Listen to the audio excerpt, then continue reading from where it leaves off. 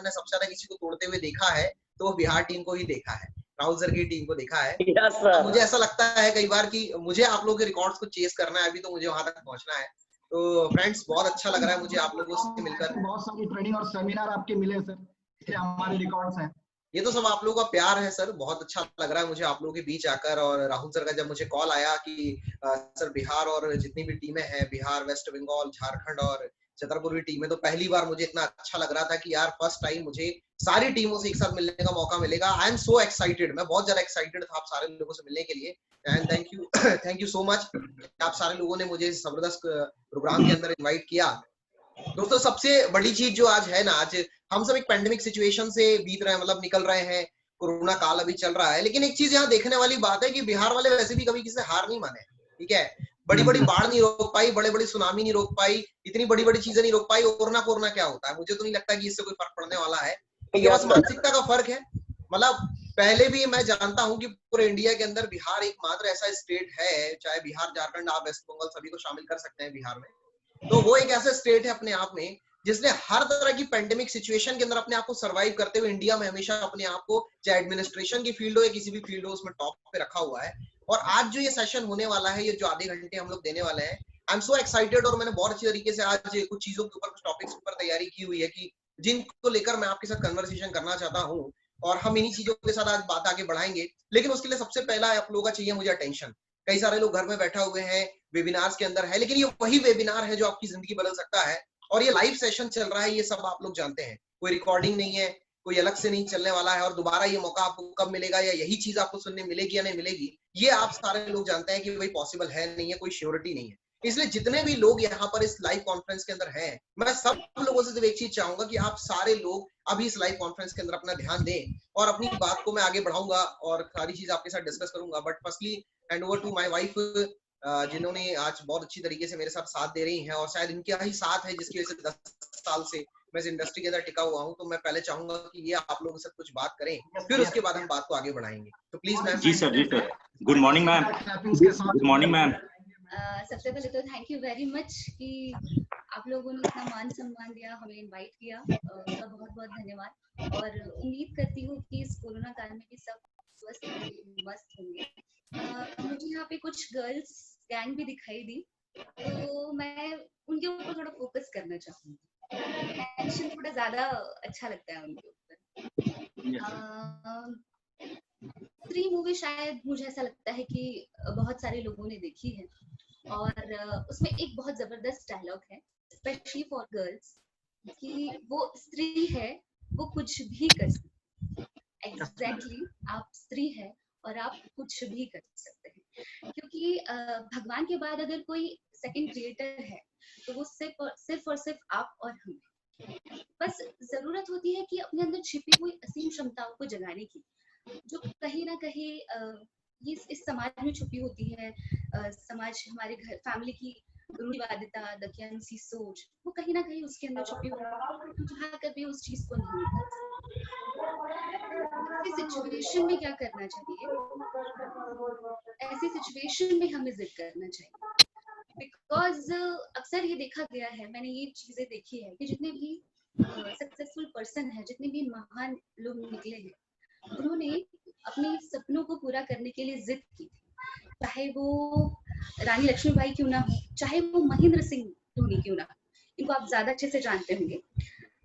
सभी को पता है कि वो टीटी की जॉब करते थे, लेकिन उनका सपना था क्रिकेटर बनने का। सोचिए कि अगर वो टीटी की जॉब क्विट करके क्रिकेटर बनने की जिद नहीं करते, तो शायद आज वो हमारे सामने इतने बड़े खिलाड़ी होकर रिप्रेजेंट नहीं होते। एंड सेकंड थिंग मैं ये कहना चाहूंगी कि अक्सर ये चीज देखी गई है कि मौका और मुसीबत इकट्ठे आती है, ये कभी अलग अलग नहीं होती है। जब हमें कुछ अच्छी अपॉर्चुनिटी मिलने लगती है, तब अचानक कुछ ना कुछ ऐसी प्रॉब्लम हो जाती है, ऐसी मुसीबतें आ जाती है कि कभी ना कभी हमें उस चीज को पॉज करना पड़ता है या रोकना पड़ता है। और ये चीज जरूर होती है कि जब भी हमें कुछ अच्छा मौका मिलता है, तो एक पर्सन ऐसा जरूर होता है जो हमारे पीछे से टांग खींचने की कोशिश करता है, चाहे वो हमारे फैमिली मेंबर्स में से क्यों ना हो, चाहे रिश्तेदार क्यों ना हो, चाहे फ्रेंड्स क्यों ना हो। तो ऐसा क्या करें कि ये सारी चीजें हट जाए।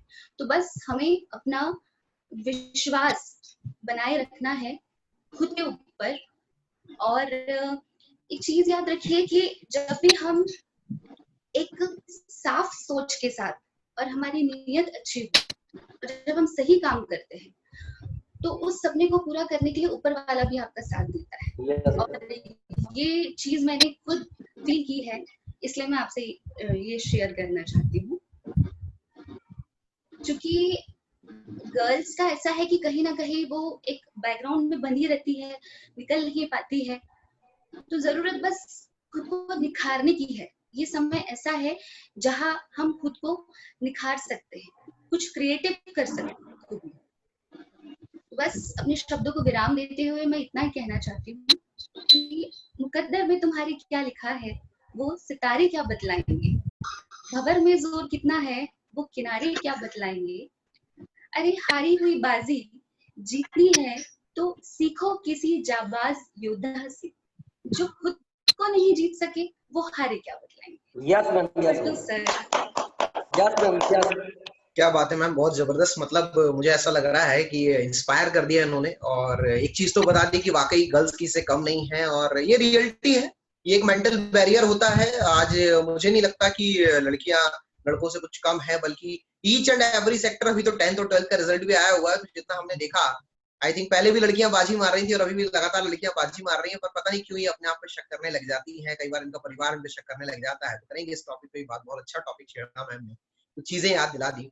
तो फर्स्टली लेट मी इंट्रोड्यूस, आपके इस भाई का नाम अभिनीत साहू है। बाय क्वालिफिकेशन में एक इंजीनियर हूँ, और वर्ल्ड की best opportunity due soft, India की बेहतरीन ऑर्गेनाइजेशन ड्यू सॉफ्ट के साथ आज मैं पिछले लगभग 10 सालों से ऊपर हो गया मुझे वर्कआउट करते हुए। बेसिकली मैं सतपुड़ा की घनी वादियों में बसे हुए छोटे शहर छिंदवाड़ा, डिस्ट्रिक्ट छिंदवाड़ा, मध्य प्रदेश से बिलोंग करता हूँ। एक मिडिल क्लास फैमिली से हूँ, और कभी नहीं सोचा था लाइफ में कि इतनी आगे जाएंगे या फिर इतना कुछ करेंगे। ठीक है, बहुत सिंपल सी सोच थी बचपन में, जिस तरह से हर एक मध्यम वर्गीय परिवार के बच्चे की होती है। यार पढ़ेंगे लिखेंगे तो बनेंगे नवाब, और खेलेंगे कूदेंगे तो होंगे खराब।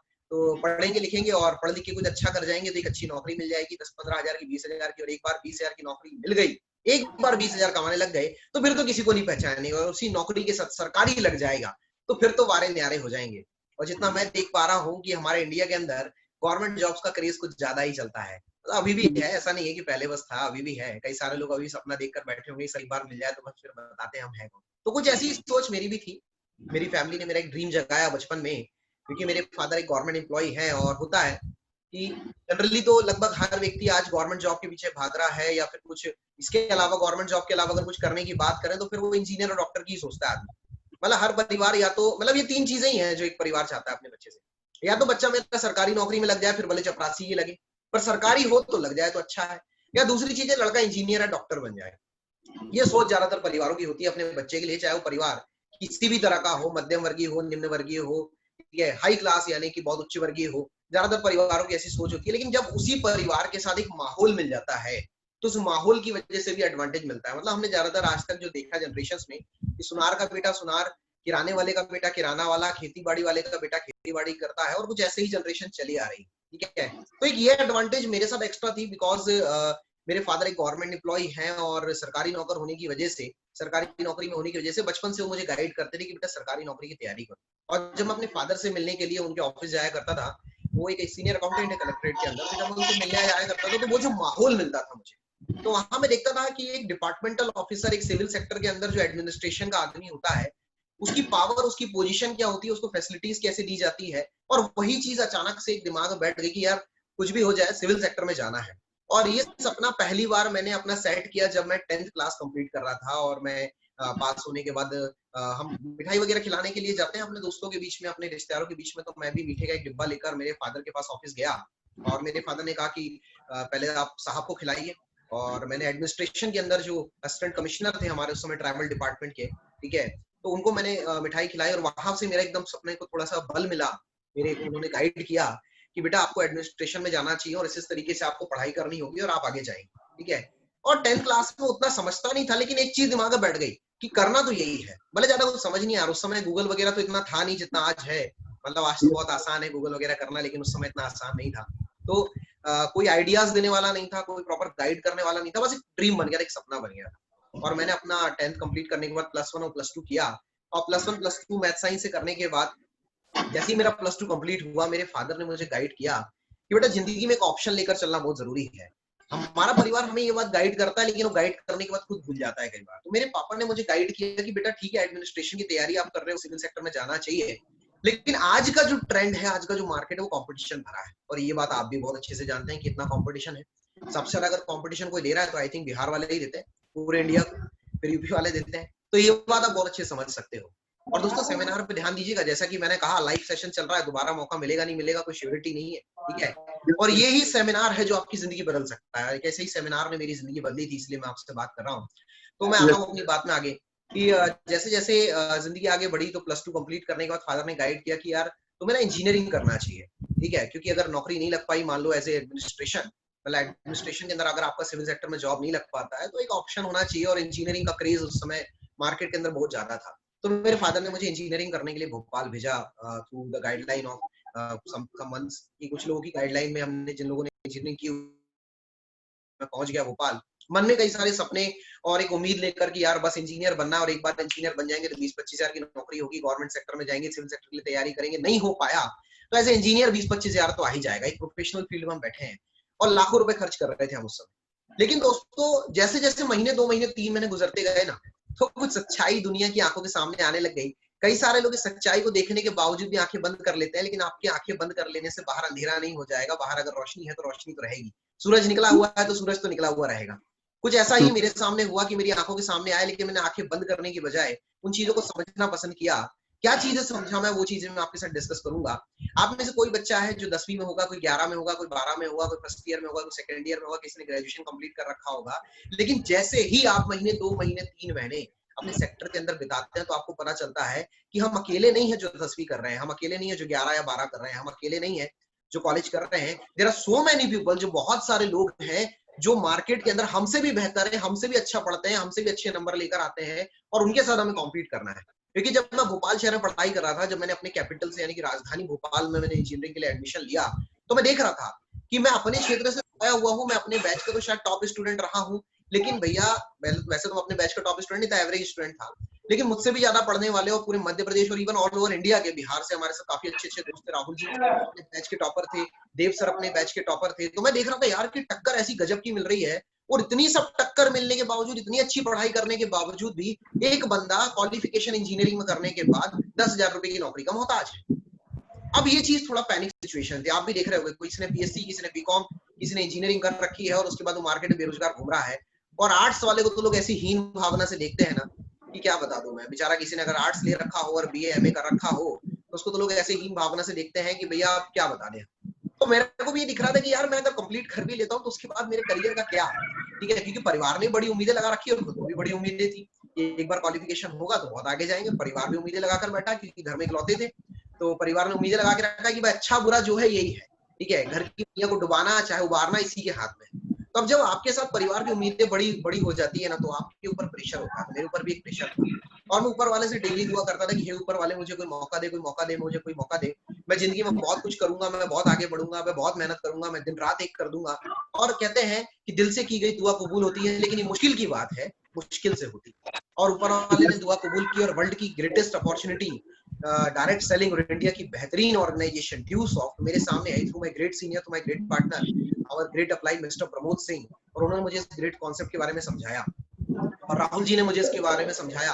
और जब ये दोनों ही दोस्त मुझे इसके बारे में समझा रहे थे तो आई वाज वेरी एक्साइटेड, मैं बहुत एक्साइटेड था काम को समझने के लिए, लेकिन एक्साइटमेंट बस से काम नहीं चलता क्योंकि काम समझ में आया ही नहीं, ठीक है।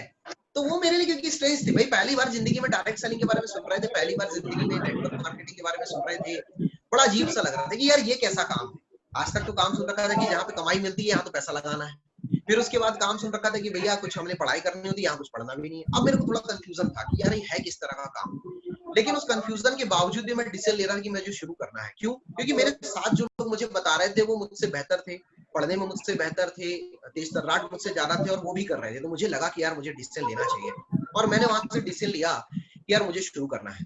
बाहर जाकर मैंने सर से कहा कि सर मुझे शुरू करना, और मैंने फॉर्म भर दिया। लेकिन जैसे ही मैं वहां से अपने घर पहुंचा और जब इंतजाम की बारी आई, क्योंकि जब ड्यूसॉफ्ट का आप प्रोजेक्ट देखते हैं, प्लान देखते हैं, तो मैंने देखा है सबको एजुकेशन पसंद आती है, कोर्सेज पसंद आते हैं, व्यापार भी पसंद आता है, वैकल्पिक व्यापार पसंद आता है, हर चीज पसंद आती है, लेकिन एक जगह जाकर सारे के सारे लोग रुक जाते हैं, वो है 10,000 रुपए। कि जैसे ही बात 10,000 की आई, आई वॉज द स्टूडेंट, मैं एक स्टूडेंट था, घर से लिमिटेड पॉकेट मनी आती थी, हर महीने की पॉकेट मनी 25-28 तारीख को खत्म हो जाती थी, लास्ट के 5-10 दिन बड़े बुरे गुजरते थे। ठीक है, समझ रहे मेरी बात को? शायद आप लोग भी इस दौर से गुजरे होंगे, और नहीं गुजरे होंगे तो कभी पढ़ने जाएंगे आप बाहर तो गुजरेंगे। स्टूडेंट लाइफ ऐसी होती है, 10-10 रुपए बचाना, 5-5 रुपए बचाना, हर जगह 1 रुपए 2 रुपए के लिए बार्गेनिंग करना, ये आदत में था। तो 10,000 रुपए उस समय बहुत बड़ी रकम लग रही थी, तो समझ नहीं आ रहा था कि किया कैसे जाए।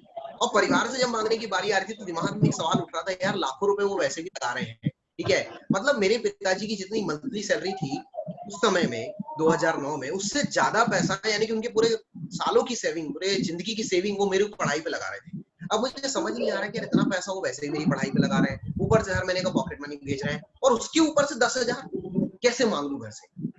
तो मुझे डर लग रहा था। और दूसरी बात, परिवारों ने ना एक बात समझा के भेजी थी, हमें से ज्यादातर परिवार समझाते हैं, अगर आप में से कोई फैमिली मेंबर बैठा होगा तो उस बड़े बुजुर्ग को मैं प्रणाम करना चाहूंगा, उसके पैर छूना चाहूंगा और उनसे एक बात करना चाहूंगा, क्योंकि वो भी यही बात समझाते हैं कि बेटा अभी पढ़ने गए हो तो सिर्फ पढ़ाई पे ध्यान देना, बाकी कहीं दिमाग मत लगाना। और मेरे पिताजी ने मुझे यही बात सिखाई कि बेटा पढ़ने गया है भोपाल तो सिर्फ पढ़ाई पे ध्यान देना, कहीं और दिमाग लगाना नहीं है। तो दिमाग में यही आ रहा था कि अगर मैंने ड्यूसॉफ्ट को लेकर पापा से चर्चा की तो वो साफ शब्दों में मना कर देंगे। ठीक है, अब मेरे लिए ये बहुत बड़ा चैलेंज था कि मैं कैसे बात करूं, लेकिन फिर भी मैं ड्यूसॉफ्ट करना चाहता था।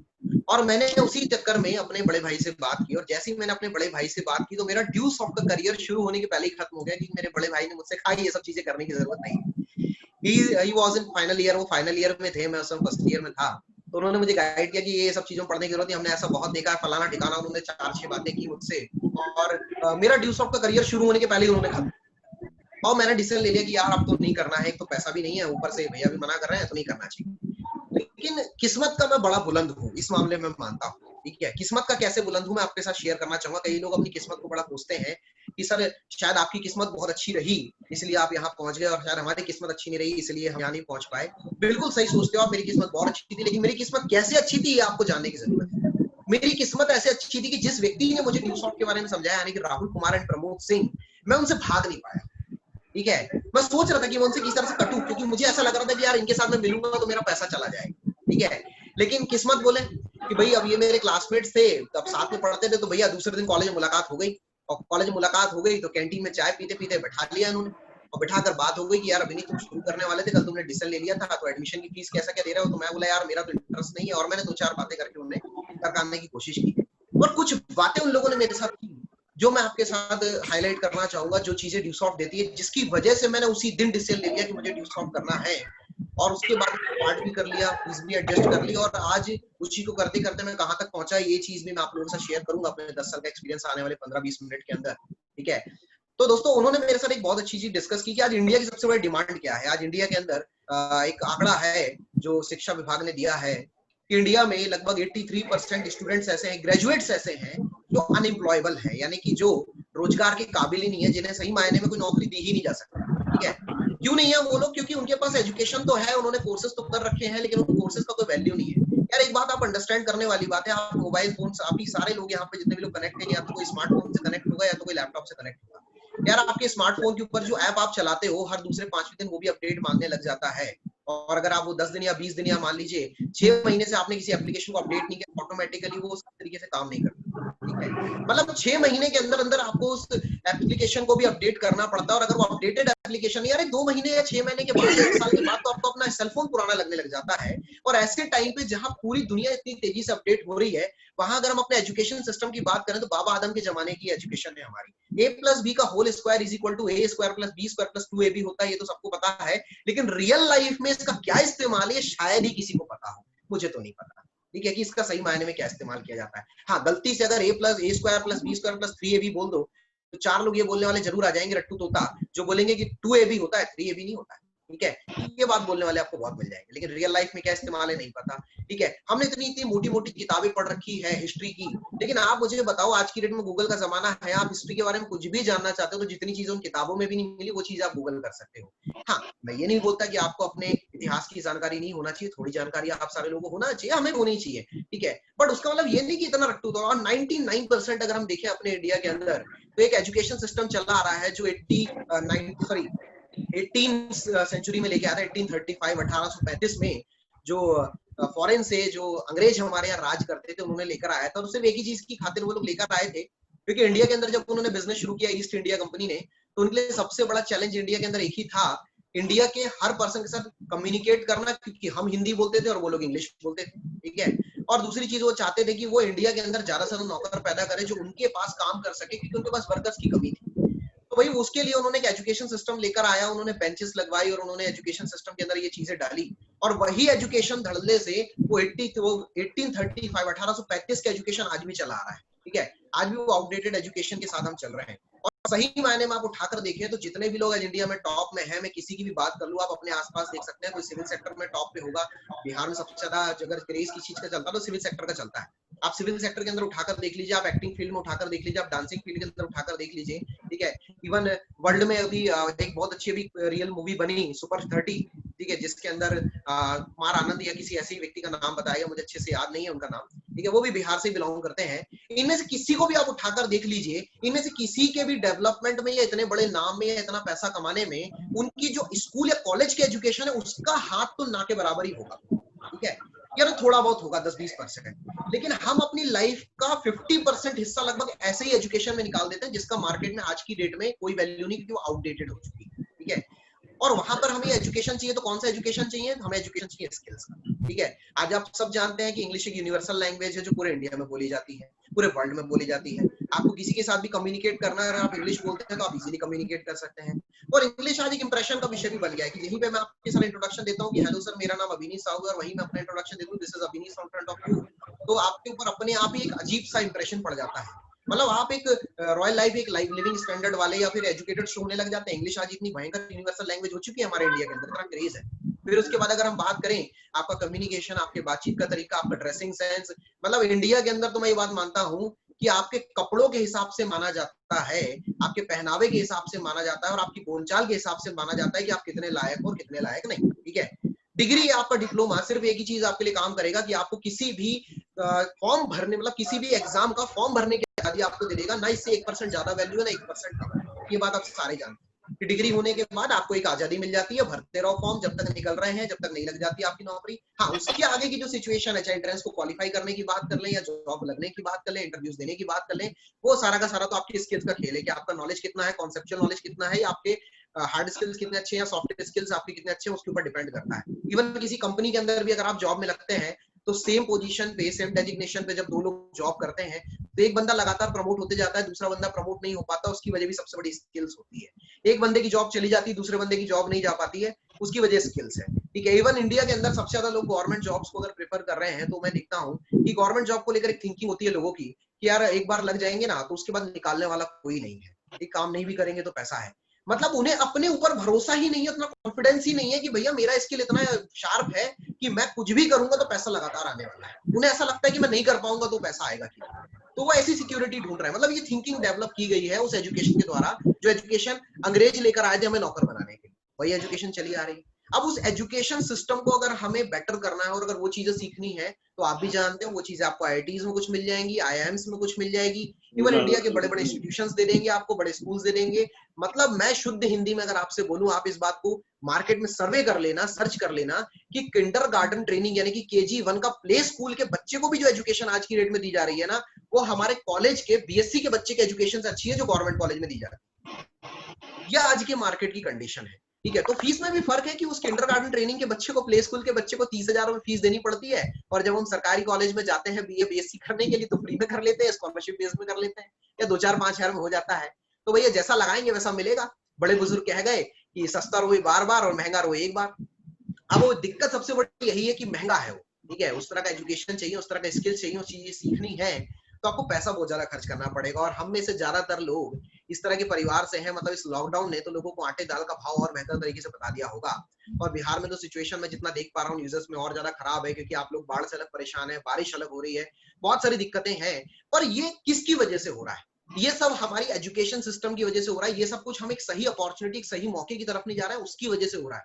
आप समझिए इस बात को, आधे से ज्यादा बिहार या आधा बिहार बोलते हैं कि पूरे इंडिया के अंदर बसता है, कोई मजदूरी करने जाता है, कोई किसानी करने जाता है, सबसे ज्यादा स्किल्स अगर किसी के बेटर हैं तो वो बिहार वालों के हैं। और उन स्किल्स की वजह से कोई कारपेंटर का काम कर रहा है इंडिया में, कोई कहीं किसी चीज का काम कर रहा है। लेकिन एक गौर करने वाली बात है, 10-10 साल से इतनी मेहनत करने के बावजूद वो 2 महीने या 3 महीने का राशन और पानी नहीं जुटा पाए। 3 महीने का राशन नहीं था उनके पास खाने के लिए, 3 महीने का किराया नहीं था उनके पास देने के लिए। 10 साल से वो सर्व कर रहे हैं किसी कंपनी के अंदर, किसी गवर्नमेंट सेक्टर के अंदर, किसी प्राइवेट सेक्टर के अंदर। कोई गवर्नमेंट के ठेके चलते हैं उसमें भी काम करते हैं रोडवेज कॉन्ट्रैक्ट में, तो वो भी तो गवर्नमेंट का काम हुआ। वहां से आपको 3 महीने के लिए आप राशन नहीं जुटा पाए 10 साल से काम करने के बावजूद। इवन मैं उनसे भी सवाल करना चाहूंगा जिन कंपनीज के लिए आप 10 साल से काम कर रहे हो, जिनको आप सर्व कर रहे थे कि नहीं सर मेरा महीने का फिक्स सैलरी है और मेरे को ना फिक्स चाहिए, अभी तुरंत का चाहिए। तो मेरे को एक चीज उसमें पूछनी है आप लोगों से, मुझे एक चीज पूछनी है कि इतने साल लगाने के बावजूद 10 साल आपने उसको सर्व किया, 10 साल में आप उस कंपनी को जीरो से टॉप पे लेकर आ गए, हजारों करोड़ की कंपनी हो गई, हजारों करोड़ के प्रोजेक्ट चलते हैं जो उन्हें मिल रहे हैं, वो 3 महीने के लिए आपको बिठाकर नहीं खिला पाए। क्या मतलब निकला इतनी मेहनत करने में? मतलब एक चीज अंडरस्टैंड करने वाली बात है कि जो बात मोदी साहब बार बार बोल रहे हैं, जो बात इंडिया के बड़े बड़े मोटिवेटर्स बोल रहे हैं, अब्दुल कलाम जी जो बात बोलते बोलते चले गए कि भैया सेल्फ एम्प्लॉयमेंट की तरफ बढ़ो। इंडिया के अंदर एजुकेशन का सही मतलब, जब तक स्टूडेंट्स नौकरी पाना रखेंगे तब तक इंडिया में नौकरी पैदा होने वाले हैं, मालिक कभी पैदा नहीं होने वाले। और नौकर बनने की कोशिश करोगे तो नौकरी बन के रह जाओगे, मालिक कभी नहीं बनोगे। और ड्यू सॉफ्ट इसी चीज के लिए आपके लिए काम करता है।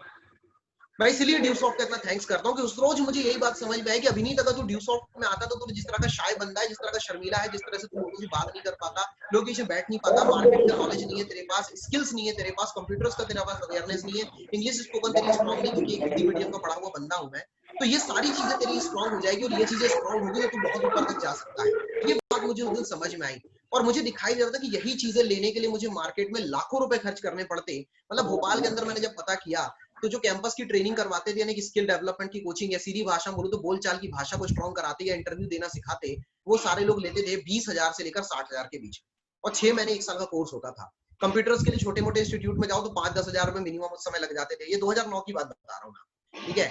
और अगर मैं इंग्लिश स्पोकन की बात करूं तो कहीं पे 1500 रुपए लगा के, कहीं 2000 लगा के, कहीं 3000 लगा के कई सारी कोचिंगों में पहले भी कर चुका था, लेकिन उसके बावजूद नहीं सीख पा रहा था।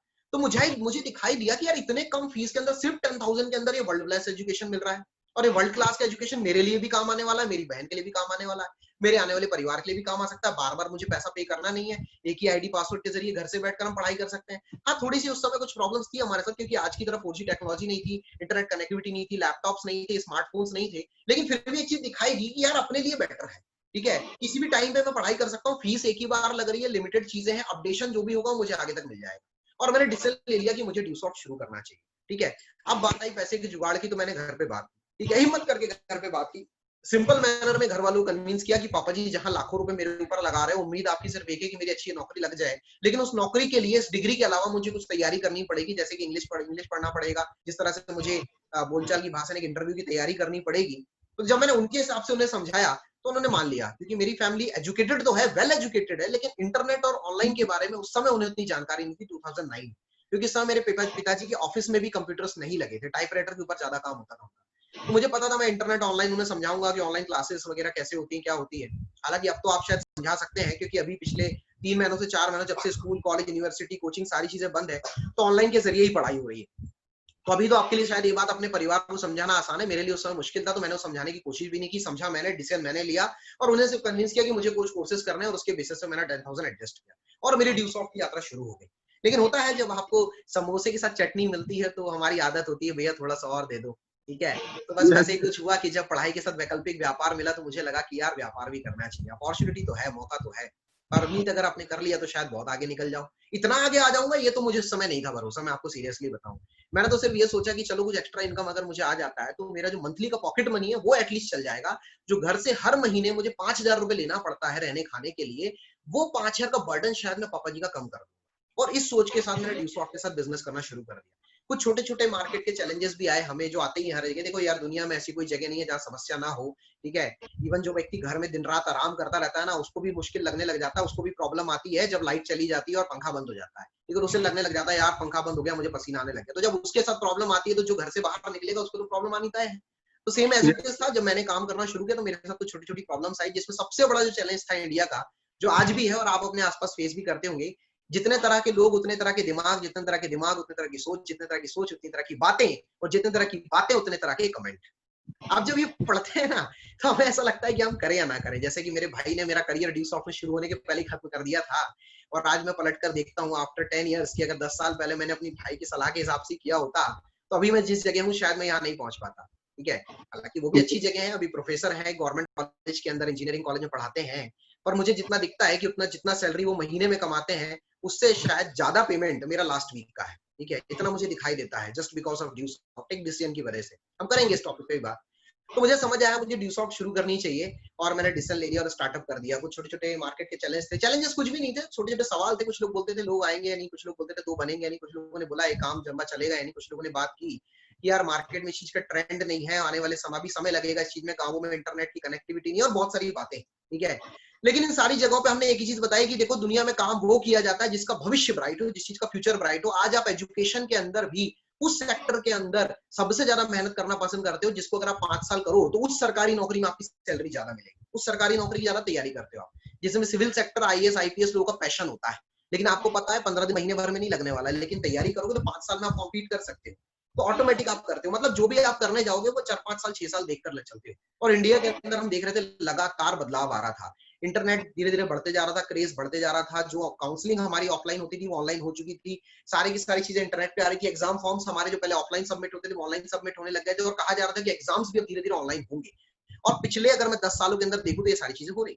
यू नो वेरी वेल कि आप सारे लोग स्कूल से लेकर कॉलेज से लेकर यूनिवर्सिटी से लेकर सारे के सारे फॉर्म्स ऑनलाइन भरते हैं। ऑनलाइन पेमेंट हमारी हैबिट बन चुका है। ई कॉमर्स के जरिए हम शॉपिंग करते हैं, चाहे वो Amazon.com हो, चाहे Flipkart.com हो, या फिर और भी ढेर सारी वेबसाइट चलती है, ठीक है। इवन अगर मैं आपसे बात कर रहा हूँ अभी की डेट में तो ये वीडियो कॉन्फ्रेंसिंग ये भी इंटरनेट कनेक्टिविटी और जूम ऐप का कमाल है, जिसके जरिए मैं भी घर पे हूँ, आप भी घर पे हो, सेफ और सिक्योर रहकर यहाँ हम लगभग 1,500 से 2,000 लोगों को सामने से डिस्कस कर रहे हैं या सामने से लोगों के साथ डिस्कशन कर रहे हैं, लोगों को एक मैसेज दे रहे हैं, ठीक है, जिस जस्ट बिकॉज ऑफ टेक्नोलॉजी। तो हमें पता चला था कि डिजिटलाइजेशन बढ़ेगा और ड्यू सॉफ्ट कहीं ना कहीं उसी डिजिटल एजुकेशन को आप तक पहुंचा रहा है और इसमें सबसे पुराना और सबसे बड़ा है ड्यू सॉफ्ट। तो कहीं ना कहीं इस चीज को करना चाहिए और बस यही बात हमने लोगों को समझानी शुरू कर दी, लोग इससे गाइड करना शुरू कर दिया। कुछ लोग आए, कुछ लोग नहीं आए, कुछ लोगों ने कमेंट मारा, कुछ लोगों ने बात समझी, कुछ लोगों ने अपोज किया, कुछ लोगों ने एक्सेप्ट किया और करते करते यात्रा शुरू हुई। लोग बातें करते थे, 2 लोग आए तो बताना, 4 लोग आए तो बताना, कुछ लोग बोलते थे 2,000 आ जाए तो बताना, 4,000 आए तो बताना, 10,000 जब तुमने लगाया हुआ है तो 10,000 निकल जाए तो बताना, 6 महीने और करके बता दे फिर बताना। और दोस्तों मुझे बताते हुए खुशी होती है कि 2 दिन नहीं, 4 दिन नहीं, 5 दिन नहीं, 10 दिन नहीं, 20 दिन नहीं, 15 दिन नहीं, ठीक है, 1 महीना नहीं, 2 महीने नहीं, 6 महीने नहीं, साल नहीं, 2 साल नहीं, 5 साल नहीं, बल्कि 10 साल से कंटिन्यूअसली एक ही सिस्टम, एक ही इंडस्ट्री के साथ, एक ही ऑर्गेनाइजेशन के साथ, ड्यू सॉफ्ट के साथ मैं टिका हुआ काम कर रहा हूँ। और 10 साल एक ही इंडस्ट्री को देना, मतलब इससे आप ये चीज रियलाइज कर सकते हो कि ये इंडस्ट्री बहुत बड़ी है, ये ऑर्गेनाइजेशन बहुत बड़ी है, अदरवाइज 10 साल मैंने नहीं दिए होते। लोग बात करते थे 2 लोगों की, 4 लोगों की, 6 लोगों की, 8 लोगों की, 2 4 8 10 20 25 50 नहीं, इस ड्यू सॉफ्ट के साथ 12,000 से ज्यादा लोगों का नेटवर्क आज मैं लीड कर रहा हूँ। लोग बात करते 2,000 कमा ले तो बताना, 4,000 कमा ले तो बताना, 10,000 कमा ले तो बताना, 2 4 10 20 25 50,000 नहीं, इसी ड्यू सॉफ्ट के जरिए मैं लगभग 60 लाख रुपए से ऊपर कमाकर आपके साथ यहाँ पर बात कर रहा हूँ। इसी ड्यू सॉफ्ट की वजह से मैंने अपनी इंजीनियरिंग कंप्लीट करते करते 10 से 15,000 रुपए इनकम अचीव की। 10-15,000 को ज्यादा इनकम नहीं होती है, लेकिन हाँ मैं ये जरूर बोलूंगा कि एक वेल क्वालिफाइड ग्रेजुएट बंदे के लिए जहां वो दुनिया भर की नौकरी अप्लाई कर रहा है और उसे कोई नौकरी नहीं मिल रही, 10,000 रुपए बहुत होता है, जिसमें उसे घर वालों की उम्मीद से ये नहीं बोलना पड़ता है कि नहीं यार तुमने पढ़ा दिया अभी और पैसा दो। वो मैं अचीव कर रहा था। अपने ग्रेजुएशन कंप्लीट करने के बाद जब मैं मास्टर्स में गया तो मास्टर्स कंप्लीट करते करते मेरे पास अपनी कमाई की दूसरी बाइक आ चुकी थी। मैं अपनी कमाई की दूसरी बाइक से कॉलेज जाता था। अपने मास्टर्स को ड्रॉप करते टाइम मैंने एमबीए ड्रॉप किया हुआ है, मैं एमबीए ड्रॉपर। मेरे पास एमबीए की डिग्री नहीं है, इंजीनियरिंग की डिग्री है, मैकेनिकल इंजीनियर हूँ। तो मैंने एमबीए ड्रॉप करने के 1 साल के अंदर इसी ड्यू सॉफ्ट के जरिए 15 जून 2016 मैंने अपनी खुद की कमाई से 10.5 लाख की फोर्ड इको स्पोर्ट ले लिया था, ठीक है, जिसकी फोटो आपने पहले लाइफस्टाइल में देखी होगी जो सर ने आपको दिखाई। इसी ड्यू सॉफ्ट के जरिए 2017 में मेरी पहली कैप अचीव हुई। 1.5 लाख रुपए जो सप्ताह का हम लोगों को प्लान प्रेजेंटेशन दिखाते हैं, कई बार लोगों को भरोसा नहीं होता, लोग बोलते हैं सर इतना कभी आया है, किसी को आया है? तो दोस्तों वो भी मैंने हिट किया, एक नहीं 2-2 बार मैंने कैप लगाई, 2-2 बार हमने 1.5 लाख रुपए सप्ताह कमाया। इसी ड्यू सॉफ्ट के जरिए 2017 में पहली बार विदेश जाने का मौका मिला और विदेश जाने की फीलिंग एक मिडिल क्लास फैमिली के बंदे के लिए, एक लो क्लास फैमिली के बंदे के लिए जिसने बचपन में अपने घर के ऊपर से किसी हेलीकॉप्टर को गुजरते हुए देखा हो, आपने लालू जी का देखा हो या मैंने कमलनाथ जी का देखा हो, हमारे मन में एक सपना आता है और हम उसे तब तक देखते हैं जब तक वो कोई आंखों से ओझल नहीं हो जाता। और हम परिवार के सामने जब उस बात को रखते हैं तो परिवार वाले बोलते हैं हम टाटा बिरला नहीं है बेटा, ज्यादा ऊंचे सपने मत देख, औंधे मुंह गिर जाएगा। और वो साफ साफ मुझे बोल देते थे कि बाहर तेरी साइकिल रखी हुई है, जा चेन चढ़ा ले उसकी और चुपचाप चलाना शुरू कर दे। उस सिचुएशन से निकलकर इसी ड्यू सॉफ्ट की बदौलत जब मैं पहली बार फ्लाइट में चढ़ रहा था, मुझे आज भी याद है वो फीलिंग कि उस समय मैं क्या फील कर रहा था। मतलब मैं आपको बताता हूँ दोस्तों, मैंने नागपुर एयरपोर्ट के अंदर मेरी डोमेस्टिक फ्लाइट थी बॉम्बे तक की, मैंने नागपुर एयरपोर्ट के ऊपर फोटोज ली अंदर एंटर होते टाइम, जब टिकट दिखाकर हम एंटर करते हैं, ठीक है। उसके बाद हमें बोर्डिंग करनी होती है, तो वहां पर हमें अपने लगेज चेक इन करवाना होता है, लगेज देना होता है। लगेज चेक इन करते टाइम मैंने अपने फोटोज खींची। फिर उसके बाद चेक इन करने के बाद जब बोर्डिंग पास हाथ में आया, आपका सीट नंबर आपके लिए टिकट के रूप में देते हैं वो, उस बोर्डिंग पास के हाथ में आने के बाद मैंने फोटोज ली। उसके बाद फिर मैं अंदर, जब एक बस थी इंडिगो एयरलाइंस की जो हमें फ्लाइट तक लेकर गई, उस बस के अंदर फोटोज ली, फ्लाइट में चढ़ते टाइम फ्लाइट के बाहर हमने फोटोज ली, फ्लाइट के अंदर हमने फोटोज ली। एयर होस्टेस के साथ हमने फोटो लेने की कोशिश की, उन्होंने मना कर दिया, उन्होंने कहा नॉट अलाउड, ठीक है। और ये नॉट अलाउड तब से चल रहा था जब हम एयरपोर्ट के अंदर एंटर हो रहे थे। लेकिन अब कौन बताए उनको यार, मिडिल क्लास फैमिली का बंदा है, जिंदगी में हमेशा ये बोला गया कि टाटा बिरला अंबानी तू है नहीं, हेलीकॉप्टर में चढ़ना तेरे बस की नहीं है, और वो बंदा आज हेलीकॉप्टर में चढ़ रहा है, एरोप्लेन में चढ़ रहा है। फीलिंग है यार, एक्सप्रेस तो करेगा ना व्यक्ति, एक्साइटेड था बंदा, तो वो एक्साइटमेंट था मेरे अंदर। वहां से फिर उसके बाद हमने बॉम्बे से हमारी बैंकॉक की फॉरेन वाली फ्लाइट थी हमारी, वहां से हमने इंटरनेशनल फ्लाइट ली, ठीक है। इंटरनेशनल फ्लाइट के ऊपर चढ़े, हम बैंकॉक उतरे। और मजे वाली बात है, जब मैं बैंकॉक में उतरा, मेरा एक्चुअली कॉलेज लाइफ में एक सपना था, जब मैं सिविल सेक्टर लग रहा था कि यार क्वालिफाई नहीं कर पाऊंगा, और बड़ी गजब की चीज है ये, समझिएगा इस बात को, ठीक है, क्योंकि मैंने जैसा कि आपसे कहा लाइव सेशन चल रहा है, तो कॉलेज लाइफ में हमारा एक सपना होता था कि चलो अगर हम सिविल सेक्टर में नहीं लग पाए ना, तो एज ए इंजीनियर जिस भी कंपनी के साथ जॉब करेंगे 2 4 5 साल बिताएंगे, और 5 साल बिताने के बाद, एक्सपीरियंस लेने के बाद फॉरेन में कहीं किसी बड़ी कंपनी के अंदर अप्लाई करेंगे नौकरी के लिए 10,000 या 20,000 की या 50,000 उसमें मिलने लग जाएगा, क्योंकि कहीं ना कहीं अपने एक्सपीरियंस की तरफ की सैलरी बढ़ जाती है। तो उस समय जब मैं फॉरेन गया और मैं पासपोर्ट दिखाया, मैंने वीजा लिया, चेक इन वीजा था वहां पे, और वीजा लेते टाइम वो मैडम बार बार मेरा पासपोर्ट और मेरा चेहरा देख रही थी और बार बार मिला रही थी। मैं कंफ्यूज हुआ कि यार हो क्या रहा है, ठीक है। फिर जैसे तैसे करके हमने वीजा लिया और हम अंदर गए, तो मैंने सर से सवाल किया कि सर यहाँ हो क्या रहा था, तो सर ने एक चीज समझाई, बेटा एक्चुअली क्या है, तेरी एज अभी 24 है, 24 की एज में मैं पहली बार विदेश गया था।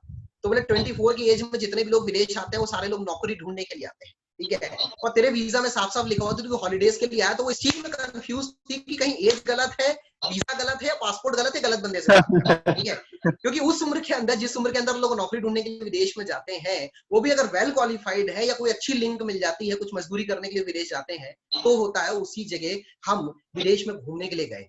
और एक बार गए, फिर दूसरी बार गए, फिर तीसरी बार गए। आज मैं आपको ये बोल सकता हूँ कि मैं इसी ड्यूसॉफ्ट के जरिए एक मिडिल क्लास फैमिली का बंदा लगभग 25 से 30 बार फ्लाइट्स में बैठ चुका है, जिसमें से लगभग 18 फ्लाइट्स इंटरनेशनल है। और इसके अलावा इसी ड्यूसॉफ्ट की बदौलत मैं अपनी खुद की कमाई से, मैं अगर आपके साथ डिस्कस करना चाहूँ तो 7 बार, सॉरी अपनी कमाई से बोल रहा हूँ, कंपनी की वजह से, हमारी ऑर्गेनाइजेशन लगातार ऑफर्स देती रहती है, उसकी वजह से 7 टाइम्स हम फॉरेन रिटर्न हूँ। 2 बार थाईलैंड का टूर किया, 1 बार फुकेट का टूर किया, 1 बार नेपाल का टूर किया हुआ है, 1 बार इंडोनेशिया का किया हुआ है, 1 बार सिंगापुर का किया है, 1 बार वर्ल्ड की लग्जरी कंट्रीज में से एक दुबई का भी टूर किया हुआ है। और अभी भी हमारे कुछ टूर्स हम डिजाइन कर रहे थे, कोरोना काल के बाद 100% है कि हम किसी न किसी टूर पे जाएंगे, ये जस्ट बिकॉज ऑफ ड्यूसॉफ्ट। इसी ड्यूसॉफ्ट के जरिए एक परिवार के अंदर जो एक सपना होता है, हम सोचते हैं, परिवार वाले बोलते हैं बेटा जब भी नौकरी लग जाए थोड़ा सा बचत करना शुरू कर दो, क्योंकि अच्छी बचत हो जाएगी तो उस बचत के हिसाब से अपने को ना एक घर बनाना है। और वैसे ही भोपाल शहर, जहां पर मैं एक जमाने में किराए से रहा करता था, इसी भोपाल शहर के अंदर 2 साल पहले अपनी कमाई से 45 लाख का बंगलो हमने बुक किया, और आज से 1 साल पहले उसका फुल एंड फाइनल पेमेंट करके हमने उसके अंदर चेक इन यानी कि गृह प्रवेश कर लिया था, ठीक है। और आज इसी ड्यूसॉफ्ट की बदौलत, आज से लगभग ये बोल सकता हूँ कि 1 डेढ़ महीने पहले मेरे पिताजी के द्वारा बनवाए हुए घर को, जो मेरे पापा ने लगभग 10 साल पहले बनवाया था मेरे ड्यूसॉफ्ट ज्वाइन करने के पहले, उस घर के अंदर 10 लाख रुपए खर्च करके मैंने रेनोवेट किया हुआ है, ठीक है। पूरा रेनोवेशन करके एक लग्जरी बनाई हुई है। मतलब अगर मेरे घर कोई आता है, आप सारे लोगों का वेलकम है, कभी आओगे तो आपको ये चीज जरूर फील हो जाएगी कि सर हम, मैं बोलूंगा 5 स्टार, लेकिन 3 स्टार होटल के अंदर तो आ गए हैं, ये चीज तो जरूर आपको फील हो जाएगी। इस तरीके से लग्जरी तरीके से उसको डिजाइन किया हुआ है दोस्त, जस्ट बिकॉज ऑफ ड्यूसॉफ्ट 10 लाख रुपए के आसपास खर्च किए। और इसी के अलावा अगर मैं देखूं तो लोग बात करते थे कि यार जिस दिन 20,000 कमाने लग जाएगा ना, 25,000 फिक्स आ जाए हर महीने को तो बहुत होता है, या 50,000 फिक्स आ जाए तो बहुत होता है, ठीक है। और ग्रेड 1 ऑफिसर्स की सैलरी की बात लोग करते हैं कि लाख 1.5 लाख रुपए मिलता है। तो 10 नहीं, 20 नहीं, 25 नहीं, 50, यानी लाख नहीं, 1.5 लाख नहीं, 2 लाख नहीं, बल्कि इस ड्यूसॉफ्ट के जरिए इस लॉकडाउन के पीरियड में, यानी कि मार्च, अप्रैल, मई और जून की टोटल पेमेंट में जोड़ता हूं तो 6,86,000 रुपए आपके इस भाई ने लॉकडाउन के पीरियड में कमाया, इसी ड्यूसॉफ्ट की बदौलत, जहां पूरी दुनिया बंद पड़ी थी। और लास्ट, अगर मैं सिर्फ लास्ट मंथ की बात करूं तो अप्रोक्स 2,85,000 रुपए आपके इस भाई ने कमाया हुआ है लास्ट मंथ। तो दोस्तों जस्ट बिकॉज ऑफ ड्यूसॉफ्ट। मतलब मैं ज्यादा कुछ नहीं बोलना चाहूंगा, मैं सिर्फ एक चीज आपको रियलाइज कराना चाहूंगा कि दोस्त, एक व्यक्ति का पूरी जिंदगी में सपना होता है कि जिस दिन हम कमाने लग जाएंगे, पूरी जिंदगी बचत करेंगे, अपना एक घर बनाएंगे, अपने गांव के अंदर जो घर बना हुआ है उसे रेनोवेट करेंगे, घर के अंदर एक फर्नीचर लेके आएंगे, घर में ये करेंगे, घर में वो करेंगे, एक बड़ी गाड़ी ले लेंगे, ठीक है, विदेश की यात्रा कर लेंगे। मतलब इसके अलावा व्यक्ति सोचता है कि चलो एक अच्छी शादी कर लेंगे, ठीक है, या अपने बहन या भाई को अच्छा पढ़ा देंगे, या ऐसे कुछ सपने होते हैं, या अपनी आने वाली जनरेशन यानी कि अपने बच्चों को पढ़ा देंगे। यानी कि 60 साल की उम्र के बाद तक का जो टारगेट व्यक्ति लेकर चलता है, मैं ज्यादा तो नहीं बोलना चाहूंगा, लेकिन मैं ये जरूर बोलना चाहूंगा, ड्यू सॉफ्ट की बदौलत पिछले 6 सालों के अंदर ये सारी चीजें अचीव करके रफा दफा कर दी, just because of due soft. और ये हुआ क्यों? क्योंकि हमने ड्यू सॉफ्ट शुरू किया। अगर मैं कंक्लूजन ऑफ द स्टोरी जाऊं कि ये सारी चीजें क्यों हुई, क्यों पॉसिबल हुआ ये, ठीक है, कुछ लोग बोलते हैं सर वो समय कुछ और था, शायद उस समय हमने कर लिया होता तो शायद हम भी आगे बढ़ जाते। ये कई सारे लोगों की बात होती है। तो दोस्तों, मैं ना आप लोगों के साथ एक बात करना चाहूंगा, क्योंकि मैंने बोला ना, हालात बदलते रहते हैं, हालात आते रहते हैं, ऊपर नीचे होती रहती है चीजें, ठीक है, लेकिन एक चीज होती है विश्वास, एक चीज होती है शांति, एक होती है उम्मीद, ठीक है, और कहीं ना कहीं एक होता है प्यार, जिसके जरिए आगे बढ़ती है। तो मुझे एक बड़ी प्यारी कहानी याद आई इस चीज पे, ठीक है। एक बच्चा, रात का समय था, अंधेरा था, रोशनी की तलाश में था, उसे अचानक दिखाई दिया कि एक कमरे से कुछ रोशनी आ रही है। उस कमरे के अंदर गया तो उसने कमरे के अंदर 4 मोमबत्तियों को जलते हुए देखा। पहली मोमबत्ती थी जो शांति की थी, ठीक है, और उसने उस बच्चे के साथ डिस्कशन किया कि यार, उसने बोला कि आप कौन सी मोमबत्ती हो, तो उसने कहा कि मैं शांति की मोमबत्ती हूँ, ठीक है, I am a candle of peace, ठीक है। और इतना बोलते हुए उसने अपनी बात आगे बढ़ाई और उसने कहा कि आज पूरी दुनिया के अंदर हाव भाव बहुत ज्यादा है, लोग लड़ने को तैयार रहते हैं, लोग एक दूसरे से बहस करते हैं, किसी को शांति नहीं चाहिए। और इतनी बोलते बोलते वो बुझ गई, ठीक है, वो अपने आप ही बुझ गई। और वो बच्चे के अचानक से चेहरे के ऊपर हताशा सी आने लगी, वो बच्चा थोड़ा सा रोने लगा, ठीक है। और अचानक उसने दूसरी कैंडल की तरफ, दूसरी मोमबत्ती की तरफ देखा, तो दूसरी मोमबत्ती से उसने पूछा कि आप कौन सी मोमबत्ती है, तो उसने कहा कि मैं हूं विश्वास की मोमबत्ती, मैं हूं, I am a candle of faith, मैं एक फेथ की मोमबत्ती हूं, मैं एक विश्वास की मोमबत्ती हूं। लेकिन आज दुनिया में मेरी जरूरत नहीं है, क्योंकि भाई भाई पे भरोसा नहीं करना चाह रहा, भाई बहन पे भरोसा नहीं करना चाह रहा, बहन भाई पे भरोसा नहीं करना चाह रही, एक पति अपनी पत्नी पे नहीं करता, पत्नी अपने पति पे नहीं करती। मतलब आज हमारी जरूरत बची नहीं है। मुझे नहीं लगता कि मेरे ऊपर किसी की जरूरत। आज इतना सब कुछ जानने के बाद, इतना कुछ देखने के बावजूद भी आप में से कई सारे लोग होंगे, जैसे ही बात भरोसा करने की आएगी तो आपका भरोसा पीछे भागेगा। और दोस्तों, विवेकानंद जी ने एक बड़ी प्यारी बात बोली है कि किसी पर भी भरोसा करने वाला बड़ा बेवकूफ होता है, लेकिन किसी पर भी भरोसा नहीं करने वाला, हर किसी पे भरोसा कर लेने वाला बेवकूफ होता है, लेकिन किसी पर भी भरोसा नहीं करें, उससे बड़ा बेवकूफ तो कोई होता ही नहीं है, सबसे बड़ा बेवकूफ होता है। यानी कि मैं बात को रिपीट करता हूं कि हर किसी पे भरोसे करने वाला बेवकूफ होता है, लेकिन उससे भी बड़ा बेवकूफ वो है जो किसी पर भी भरोसा नहीं करना चाहता, किसी पर भी विश्वास नहीं करना चाहता। जिस तरह से शरीर को चलाने के लिए श्वास की जरूरत है, वैसे ही अपनी जिंदगी बनाने के लिए विश्वास की जरूरत है, और विश्वास की कमी होती जा रही है। दुनिया में कोई किसी पर भरोसा नहीं करना चाहता। ये बोलते हुए वो मोमबत्ती अचानक से बुझ जाती है, और फिर वो तीसरी मोमबत्ती की तरफ देखता है। आंखें अब नम हो चुकी है उस बच्चे की, और बच्चा नम आंखों से तीसरी मोमबत्ती की तरफ देखता है, और तीसरी मोमबत्ती बोलती है कि मैं प्यार की मोमबत्ती हूँ, I am a candle of love, मैं एक प्यार की कैंडल हूं, मैं एक प्यार की मोमबत्ती हूँ। लेकिन आज पूरी दुनिया के अंदर मैं देख रहा हूँ कि किसी को प्यार नहीं चाहिए। लोग इतना ज्यादा Facebook, WhatsApp, Orkut, messenger, TikTok और दुनिया भर की चीजों में इतना बिजी हो चुके हैं, इतना व्यस्त हो चुके हैं कि लोगों के पास अपने ही परिवार के लिए समय नहीं है, लोगों के पास अपने भविष्य के लिए समय नहीं है, लोगों के पास कुछ बेहतर करने के लिए समय नहीं है। लोग किसी तरह के मौके को पकड़ना ही नहीं चाहते, क्योंकि वो पहले से बहुत ज्यादा बिजी है, ठीक है, शायद मेरी अब जरूरत नहीं बची है। और इतना बोलते हुए वो मोमबत्ती भी बुझ जाती है, और अचानक वो बच्चा जिसकी आंखें नम हो चुकी, जो हताश हो चुका था, वो बच्चा जोर जोर से रोने लग जाता है, जोर जोर से रोने लग जाता है, जैसे कि हमारे साथ होता है जब मौके हमारे हाथ से निकल जाते हैं, जब विश्वास हमारे हाथ से टूट जाता है, जब हमें दिखाई देता है हम में से कोई बंदा है जिसने पूरी जिंदगी सरकारी नौकरी को एक पैशन बनाकर निकाल दिया, और उसकी लास्ट अटेम्प्ट थी, और उसे दिखाई दे रहा है कि आने वाले 2 साल के अंदर वो ओवर एज हो जाएगा, लेकिन अगले 2 साल तक किसी भी तरह की कोई गवर्नमेंट जॉब नहीं निकल रही। हताश होना तय है, रोना तय है। उस बच्चे के साथ भी कुछ ऐसा ही हुआ, वो रोने लग गया, और तीसरी मोमबत्ती से चौथी मोमबत्ती की तरफ वो देख रहा था, जो बुझी नहीं थी, जो जल रही थी, जो रोशनी दे रही थी। वो चौथी मोमबत्ती ने तुरंत उस बच्चे से सवाल किया, baby why are you crying, बेटा आप रो क्यों रहे हो, किस वजह से रो रहे हो? तो वो बच्चा बोलता है, मैंने देखा शांति की मोमबत्ती बुझ चुकी है, प्यार की मोमबत्ती बुझ चुकी है, विश्वास की मोमबत्ती बुझ चुकी है, शायद आप भी जल्दी ही बुझ जाए। और उस मोमबत्ती ने कहा, बेटा तुझे टेंशन लेने की जरूरत नहीं है, तुझे डरने की जरूरत नहीं है, I am a candle of hope, मैं एक मोमबत्ती हूँ विश्वास की, मैं एक मोमबत्ती हूँ उम्मीद की, आशा की वो मोमबत्ती हूँ, मेरे अंदर आशा की किरण है, और जब तक मैं हूं तू टेंशन मत ले, पूरी दुनिया में हम तूफान खड़ा कर देंगे, सारी मोमबत्तियां वापस चल जाएगी। और उस मोमबत्ती ने एक हौसला दिखाया, विश्वास दिखाया, उस मोमबत्ती ने उम्मीद जगाई, क्योंकि वो उम्मीद की मोमबत्ती थी, उसके अंदर आशा की किरण थी, और उसने उम्मीद दिखाई उस बच्चे के साथ, और उस उम्मीद की मोमबत्ती का इस्तेमाल करके उसने वापस से विश्वास वाली मोमबत्ती भी जला ली, शांति वाली मोमबत्ती भी जला ली, और प्यार वाली मोमबत्ती भी जला दी। इस चीज को अगर मैं अपने सिस्टम के साथ कोरिलेट करूं, जहां पूरी दुनिया के अंदर पैंडेमिक सिचुएशन चल रही है, लोगों के हालात खराब हो रहे हैं, लोग बेरोजगार हो रहे हैं, नौकरियां जा रही है, नौकरियों के लोग तैयारी कर रहे हैं, कई सारे लोगों ने पूरी जिंदगी लगा दी, इंजीनियर, डॉक्टर, वकील, बीएससी, बीकॉम, और पता नहीं क्या क्या करने के लिए, और उन्हें दिखाई दे रहा है कि ना जाने कब सरकारी नौकरी निकलेगी, ना जाने कितने साल बाद निकलेगी, पता नहीं निकलेगी तो पोस्ट कितनी निकलेगी, और किस तरह के हालात होने वाले हैं, व्यापार कब शुरू होंगे, कारखाने कब चालू होंगे, कब मैं वापस काम पे जा पाऊंगा। वो विश्वास खो रहा है, वो प्यार खो रहा है, वो सारी चीजें खोते जा रहा है। वहां ड्यू सॉफ्ट अगर किसी के लिए काम कर रहा है, ये इंडस्ट्री किसी के लिए काम करे, सिर्फ एक ही चीज की तरीके से, इस इंडस्ट्री ने लोगों के अंदर उम्मीद बनाई रखी। इस इंडस्ट्री ने अभी भी लोगों को भरोसा दिलाया कि इस जगह पर भी एक ऐसी इंडस्ट्री है जिसमें आप अपना करियर बना सकते हैं, जिसके अंदर आप पैसा कमा सकते हैं। इस पैंडेमिक सिचुएशन में भी महीने का लाखों रुपए कमाया जा सकता है। ये अगर किसी ने प्रूव किया है तो ये ड्यू सॉफ्ट ने प्रूव किया है। जी बिल्कुल सर।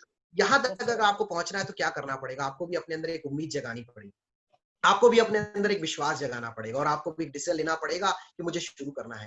क्योंकि जहां तक मुझे पता है कि जिंदगी है तो ख्वाब है, ख्वाब है तो मंजिलें हैं, मंजिलें हैं तो रास्ते हैं, रास्ते हैं तो फासले हैं, फासले हैं तो मुश्किलें हैं, मुश्किलें हैं तो उम्मीदें हैं, उम्मीदें हैं तो हौसला है, और हौसला है तो विश्वास है कि एक व्यक्ति जो हमेशा मेहनत करता है वो हमेशा जीतता है। तो दोस्तों, वो हौसला अपने अंदर जगाकर रखो, विश्वास अपने अंदर जगाकर रखो। क्योंकि मैंने जैसा कि आपसे कहा कि अगर कई लोग बोलते हैं कि आपकी किस्मत अच्छी है सर, शायद मतलब सर मेरे को ऐसे मौके नहीं मिले, तो दोस्त आज इस सेशन को अटेंड करने के बाद मैं इस चीज की गारंटी कर सकता हूँ, ऊपर वाले से जब भी दुआ करोगे तो एक दुआ आप नहीं कर पाओगे कि हे ऊपर वाले मुझे कोई मौका दे, क्योंकि ऊपर वाले ने आज ये मौका आपको दे दिया है। लेकिन इस मौके को आप कितना पहचानते हैं? क्योंकि हमेशा ध्यान रखो दोस्तों, तुम्हें मालूम है नुस्खा, अगर तुम्हें मालूम है नुस्खा अपनी हालत आलम बदलने का, तो इंतजार क्यों है मेरे दोस्तों सूरज के निकलने का? इंतजार मत करो, टालो मत, कल कर लेंगे, परसों कर लेंगे, नरसों कर लेंगे, बाद में देखते हैं, ठीक है? क्योंकि तुम्हें मालूम है नुस्खा कि यही वो नुस्खा है, यही वो सिस्टम है जो इस पेंडेमिक सिचुएशन में, जिस प्रॉब्लम में आपके हालातों को बेहतर कर सकता है। तुम्हें मालूम है नुस्खा अपनी हालत आलम बदलने का, तो फिर इंतजार क्यों है मेरे दोस्तों सूरज के निकलने का?